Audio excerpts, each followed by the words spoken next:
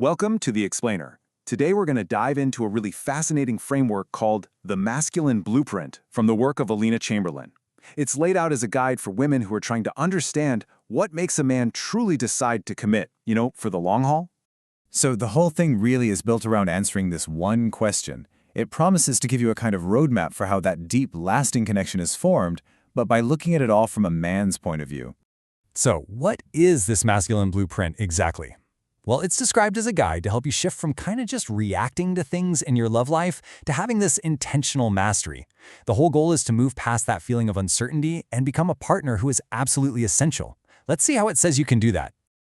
Okay, so here's how we're going to break it down. We're going to walk through 4 key stages. We'll kick things off with that all-important first impression. Then we'll move into building deeper intrigue. After that, we'll get into the real heart of it, the power of partnership, and then wrap up with how to survive the long haul.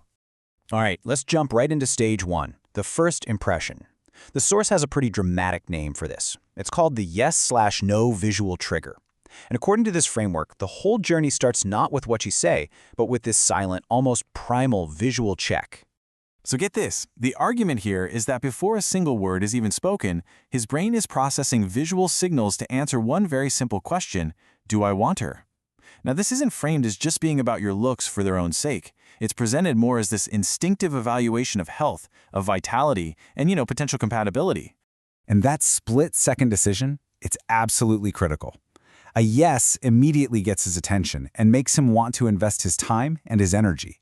But a no, according to the author, lands you in what she calls the friend zone, which is, a place of trust for sure, but it's missing that crucial spark of desire. Now this is where it gets kind of interesting. The source breaks this down even further into 3 different sensory types. The whole idea is that his main way of seeing the world, whether he's a visual guy, an auditory guy, or a kinesthetic guy, shapes what he's drawn to first. For the visual man, it's all about order and grooming. For the auditory man, it's the sound of your voice. And for the kinesthetic guy, he's driven by touch and by scent. Okay, so let's say that first visual hurdle is cleared. What happens next? Well, the focus shifts completely. And that brings us to stage 2, building deeper intrigue. This is all about your communication and your character. So the next question that's supposedly running through his mind is this: is she a mystery I want to solve? The key here, the blueprint says, is to maintain a certain level of intrigue and independence. That's what keeps the connection feeling dynamic and exciting. And this quote from the author just nails this idea perfectly. Remain like a butterfly, present but possessing a spirit that is entirely your own. The whole concept is that you can be a totally committed partner while still having this strong sense of who you are. That's what stops things from getting stale. So how do you actually do that? How do you build that intrigue? Well, the source suggests something it calls smart listening. And this isn't about, having to become an expert on all his hobbies. It's about making him feel deeply heard and respected. And you do that by asking clarifying questions, reflecting his own points back to him, and showing you genuinely admire his way of thinking. Okay, from here, we're moving into what the framework calls the absolute bedrock of a committed relationship. This is stage 3, the power of partnership, and it really hones in on 2 key areas: sexuality and sanctuary. Now, the way this is framed is pretty distinct. In this blueprint, sex is defined as a declaration of either power or impotence. So that connection is presented as being absolutely fundamental to a man's confidence, and it has this direct ripple effect on how successful he is outside of the relationship. And this idea ties directly into what the source calls the hero's journey effect.